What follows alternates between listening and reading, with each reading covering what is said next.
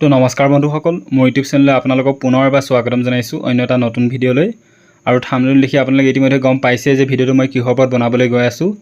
গতিকে এই মুহূৰ্তত আমাৰ ওচৰত অতি এটা ভাল খবৰ আহি পৰিছে যে APDCL পুনৰ 2025 চনত প্ৰায় 5000টা নতুন পদ মুকলি কৰিছে।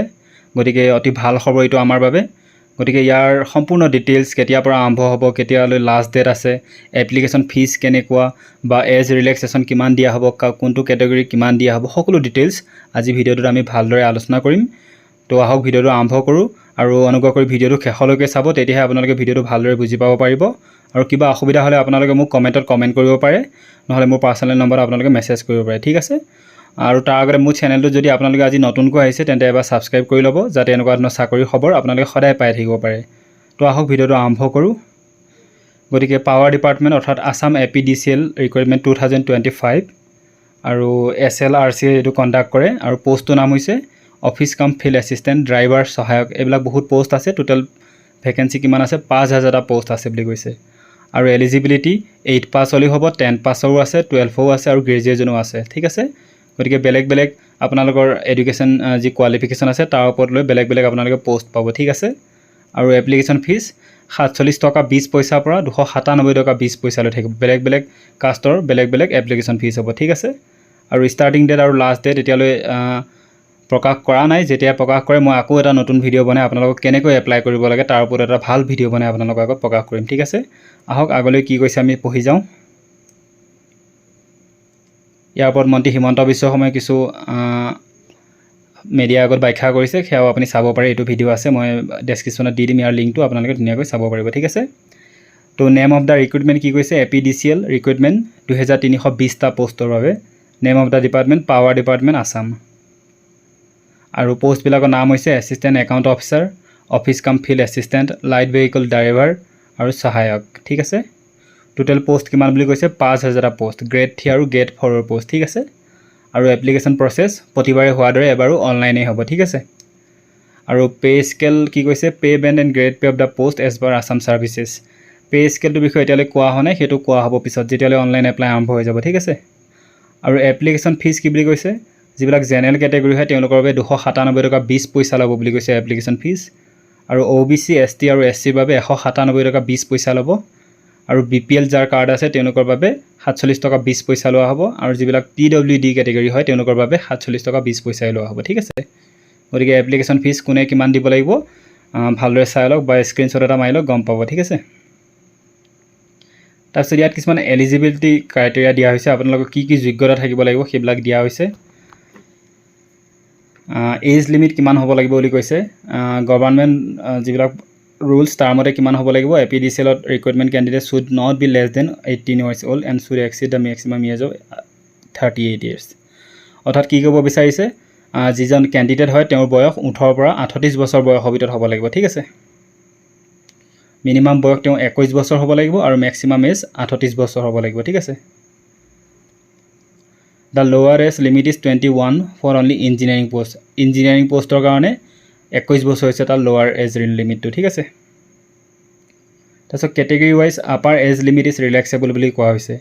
যদি যিবিলাকৰ 38 বছৰ ওপৰতো হৈছে তেওঁলোকৰ বাবে এইকেইটা যিকেইটা কেটেগৰী আছে, কাষ্ট আছে, তেওঁলোকৰ বাবে চিন্তা কৰিবলগীয়া একো নাই। যদি ST SC কেটেগৰী হয় তেওঁ 5 বছৰ ৰিলেক্সেশ্যন পাব। যদি তেওঁ 38ৰ জেগাত যদি 38 পাছ, তেওঁ যদি বয়স 43ও হয় তথাপি তেওঁ এপ্লাই কৰিব পাৰিব, ঠিক আছে। কিয়নো ST SC যদি মানুহ হয় তেওঁ বয়স যদি 43 হয় তথাপি তেওঁ এপ্লাই কৰিব পাৰিব, কাৰণ এজ ৰিলেক্সেশ্যন দিয়া হৈছে ST SC কাৰণে 5 বছৰ। তেনেকৈ OBC কাৰণে 3 বছৰ এজ ৰিলেক্সেশ্যন দিয়া হৈছে। অৰ্থাৎ যিটো মেক্সিমাম আমাৰ এজ কিমান দিয়া হৈছে 38 বছৰ হ'ব লাগিব বুলি কৈছে মেক্সিমাম যিটো এজ। যদি কোনোবা এজন কেণ্ডিডেটৰ বয়স যদি 38 + 3 41 বছৰ হয় আৰু যদি তেওঁ OBC কেটেগৰী হয় তেন্তে তথাপি তেওঁ এপ্লাই কৰিব পাৰিব, ঠিক আছে। কাৰণ OBC কাৰণে যিটো আমাৰ আপাৰ এজ ৰিলেক্সেশ্যন দিয়া হৈছে সেয়া হৈছে 3 বছৰ, ঠিক আছে। আৰু যিবিলাক PWD কাৰণে 10 বছৰ তেনেকৈ দিয়া হৈছে। আৰু ডিপাৰ্টমেণ্টেলৰ কাৰণে 7 বছৰ দিয়া হৈছে, ঠিক আছে। আৰু এডুকেশ্যন কোৱালিফিকেশ্যন কি লাগিব বুলি কৈছে? Education qualification depend on the post you are applying for. আপুনি যিটো পোষ্টৰ বাবে এপ্লাই কৰিছে, যদি 8 পাছৰ যিটো পোষ্ট এপ্লাই কৰিছে গতিকে তাৰ বাবে 8 পাছ কোৱালিফিকেশ্যন লাগিব মিনিমাম। যদি 10 পাছৰ যিটো পোষ্টৰ বাবে এপ্লাই কৰিছে তাৰ বাবে আপোনালোকৰ 10 পাছ লাগিব। ঠিক একেদৰে যদি আপুনি গ্ৰেজুৱেট লেভেলৰ যিটো পোষ্ট এপ্লাই কৰিছে তাৰ বাবে আপোনালোকৰ মিনিমাম যিটো কোৱালিফিকেশ্যন সেয়া লাগিব গ্ৰেজুৱেশ্যন কৰা হ'ব লাগিব, ঠিক আছে। গতিকে এইটো একেবাৰে সিম্পল কথা নিশ্চয় বুজি পাইছে আৰু এছিষ্টেণ্ট একাউণ্ট অফিচাৰ যেটো ডিটেইলছ বিলাক এতিয়ালৈ দিয়া হোৱা নাই তথাপি কিছু ডিটেইলছ এতিয়া দিয়া হৈছে গ্ৰেজুৱেশ্যন আপুনি মিনিমাম 50 মাৰ্কছ 50% মাৰ্কছৰে পাছ হোৱা হ'ব লাগিব ঠিক আছে যেটো এছিষ্টেণ্ট একাউণ্ট অফিচাৰ হয় তাৰপিছত কৈছে ডিপ্লোমা সাৰ্টিফিকেট থাকিব লাগিব মিনিমাম কম্পিউটাৰ যিখন diploma certificate minimum 3 months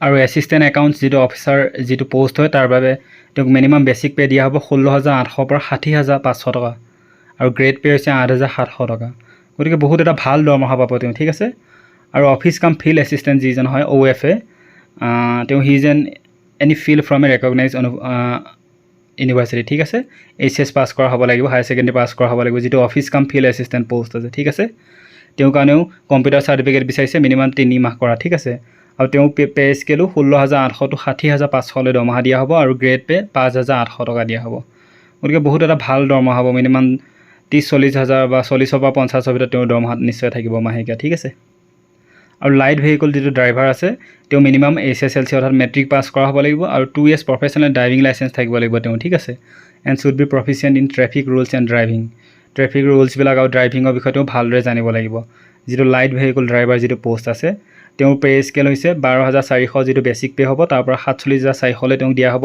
basic pay আৰু লগতে গ্ৰেড পে দিয়া হ'ব 5500 টকা ঠিক আছে আৰু যেটো সহায়ক যেটো পোষ্ট আছে তেওঁৰ minimum SSLC pass with ITI wireman electrician and fitter তেওঁ মেট্ৰিক পাস কৰা হ'ব লাগিব আৰু লগতে উইথ কি বুলি কৈছে ITI ওয়্যাৰম্যান হ'ব লাগিব ইলেক্ট্ৰিচিয়ান নহলে ফিটাৰ হ'ব লাগিব ঠিক আছে আৰু তেওঁৰ পে স্কেল হৈছে বেসিক পে 12400 পৰা 47400 আৰু গ্ৰেড পে হৈছে 5500 দিয়া হৈছে আৰু কেনেকৈ এপ্লাই কৰিব লাগিব নেক্সট এটা টপিক দিয়া হৈছে ইয়াত এতিয়ালৈ লিংকটো দিয়া হোৱা নাই যেটো অনলাইন এপ্লাই লিংক তাত ক্লিক কৰাৰ লগে লগে বাকি আপোনালোকে নিজৰ ফটো সিগনেচাৰ এইবোৰ আপলোড কৰিব লাগিব এটা ৰিসিপ্ট পাব যেটো নৰ্মেল প্ৰসেছ আৰু যেতিয়া অনলাইন যেটো পোৰ্টেল হয় হেতু প্ৰকাশ কৰে তেতিয়া মই লগৰ আৰু এটা ভিডিও বনাই আপোনালোকৰ আগত ভালদৰে প্ৰকাশ কৰিম ঠিক আছে নোটিফিকেশন ৰিলিজ ডেট জুনত ৰিলিজ হ'ব start date of online apply জুলাইত হ'ব আৰু last date of online apply আগষ্টত হ'ব বুলি এটা অনুমানিক ইয়াত প্ৰকাশ কৰা হৈছে ঠিক আছে আৰু ইম্পৰ্টেন্ট লিংক বিলাক এতিয়ালৈ আপলোড কৰা হোৱা নাই অনলি অফিচিয়েল ৱেবসাইটটো আপলোড কৰা হৈছে আৰু যদি আপোনালোকে ইয়াৰ মক টেষ্ট বিলাক যদি চাব বিচাৰে তেন্তে তাৰো মই লিংকটো দি দিম আপোনালোকে এক্সামৰ বাবে মক টেষ্টৰ